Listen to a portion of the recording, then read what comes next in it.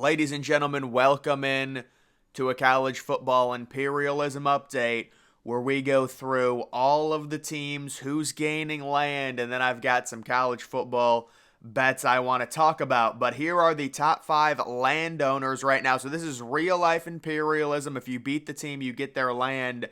Washington, they start with a bunch of land normally. They face non-conference opponents that are in kind of rural areas. Wyoming with a bunch of land. Minnesota, Washington State, and Iowa.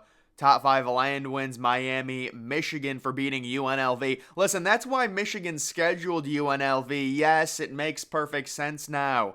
You got to get their land for the empire when it comes to college football imperialism. You've got Oklahoma State, Rice getting a bunch of land, and then Southern Illinois. They're not even part of the FBS. What are we doing, folks? And then big week 3 land games. Washington at Michigan State. Michigan State trying to get all that land from Washington. Washington is number 1 right now in the country.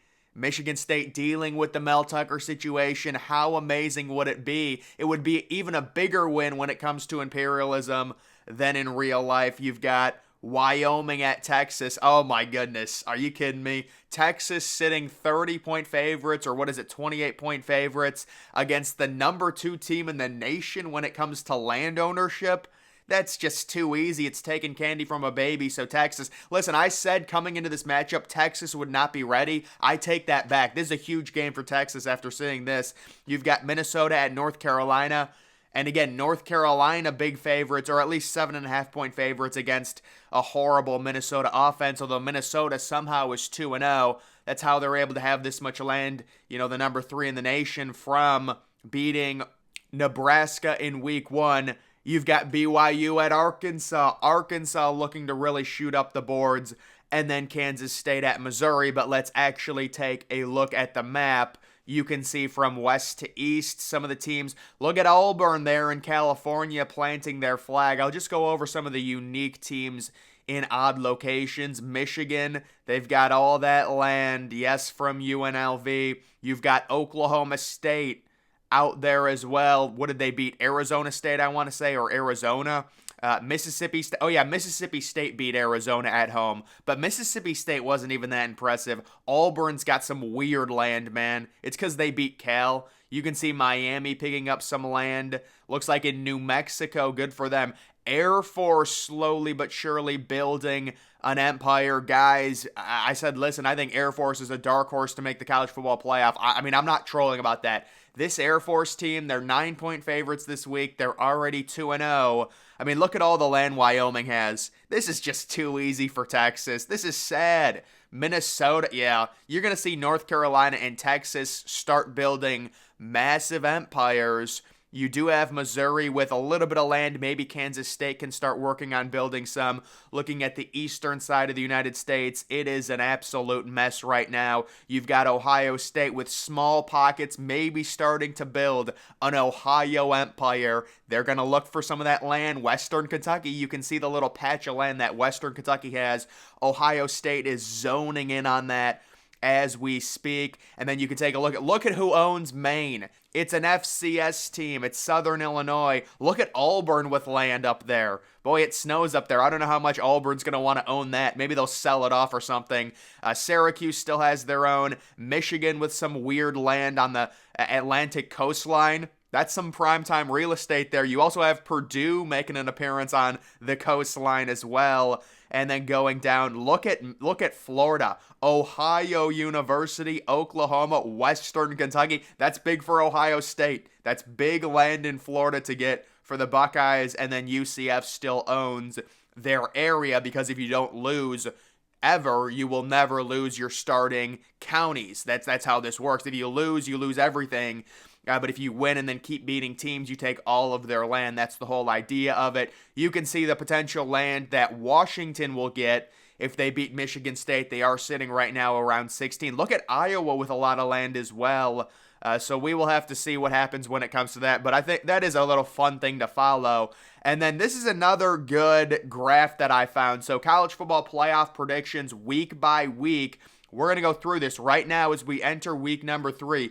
We still have Georgia as the number one team, but they've fallen below 50%. They started at 70%. They've come down to earth a little bit. They've got a new QB. There's a lot of unknowns right now when it comes to college football. Look at the movement, though. The number two team, Ohio State, being knocked way down. You have Florida State making a huge rise. They started week 0, number 11, and they've risen possibly almost to number 1.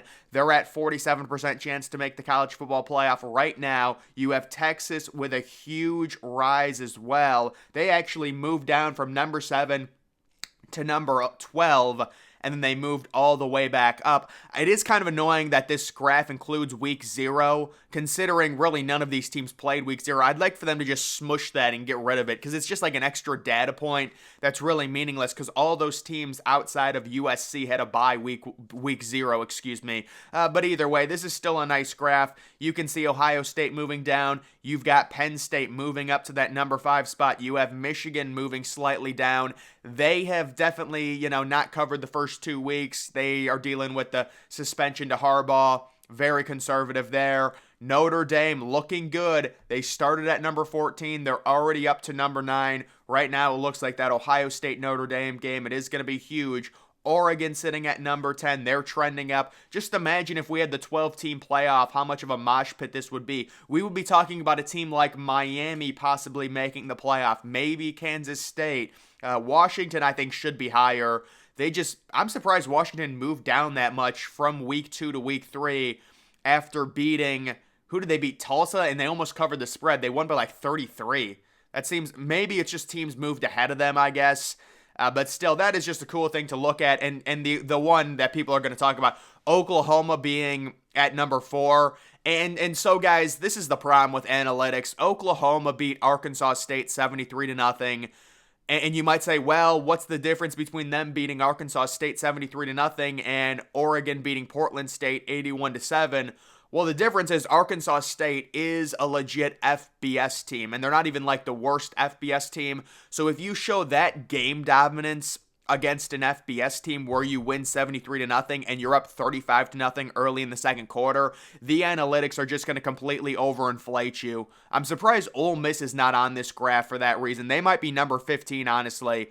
But either way, that's just something interesting to look at. And then we do have some betting, game lines. Where are the trends going? I'm just going to quickly go over this. That Georgia Southern Wisconsin game, guys. I have to say, I agree with the smart money here. 91% of the overall money on the under 64.5. Now, that's a juiced up line. When is the last time we've seen an over-under at 64.5 when Wisconsin has a home game? It always seems like they play lower scoring games, and I get that Georgia Southern is a higher scoring team. Wisconsin now with Tanner Mordecai, they can throw the ball a lot, but it does seem like a big number and good value could be on the under in that game. And then taking a look at that LSU Mississippi State game, that game opened, I think, plus 10. It's been bet down to plus 9.5. I said to take Mississippi State plus 10, and it looks like the public is split on this one. 63% are on LSU to cover. The over-under at 54. I would agree with that. I like the over 54. 54 is a lower number, especially for a Mississippi State team with Will Rogers, who's going to throw the ball all over the place. Florida State, Boston College. What an interesting spread this is. So this thing got bet way down. It opened at, I want to say 28.5. It's down to 26. So a lot of people expect Florida State to really be sleepy going into this game against a horrible Boston College team. It's going to be a really bad environment for sure. You've got Penn State, Illinois. That spread also got bet down. Now people are back in on Penn State. They opened minus 16. It got bet down to 14.5. Now people are going back in on them. The over is heading 48.5. That's going to be a low-scoring game, Penn State and Illinois. That's an 11 a.m. local time kickoff. Missouri, Kansas State. Yeah, dude, this line got bet way down. I want to say it was 5.5, and I've seen it at 3.5. A lot of people coming in on Missouri. Now it seems like it's shifting to Kansas State. I think Missouri might win that game outright. and you can see people going in on the over. And then you've got other games. Everyone's in on Alabama minus 32. Not surprising. You expect the Nick Saban bounce back performance there. Oklahoma Tulsa, over under at 59.5. That seems like a low over under, honestly. I would say take the over in that game. Oklahoma and Tulsa. Tulsa should be able to at least score 14 or 17 points there, in my opinion. Other games, I love Virginia Tech, possibly to win that game outright, but I love them plus the 6.5. Let's not overrate Rutgers here. You can see 62% of the money coming in on Virginia Tech. The overall tickets are going in on Rutgers, so the general public likes Rutgers. The sharps like Virginia Tech to cover in that one. You have UNC sitting minus 7.5. It's just because Minnesota has such a horrible offense. Minnesota should not be 2-0. But I would expect North Carolina to win that game. But I've never been high on North Carolina. This could be one of those weird games where North Carolina barely wins at the end. But I guess we will see. South Carolina, Georgia, basically split even. Georgia sitting minus 27.5. Western Kentucky, Ohio State. I absolutely love the over in this game right now. Over under at 64. Ohio State will finally cut it loose with Kyle McCord fully starting. Western Kentucky's got a really good offense. Ohio State, really bad pass rush right now. Love the over in that game, and I love Western Kentucky plus the 29 to cover it. Washington at Michigan State, no surprise. Everyone's going in on Washington because of the Michigan State Mel Tucker situation. Maybe that leans credence to taking Michigan State to cover the 16, honestly, there. But guys, that is going to do it for this video. Make sure you're following me on X. Link to that's always in the description.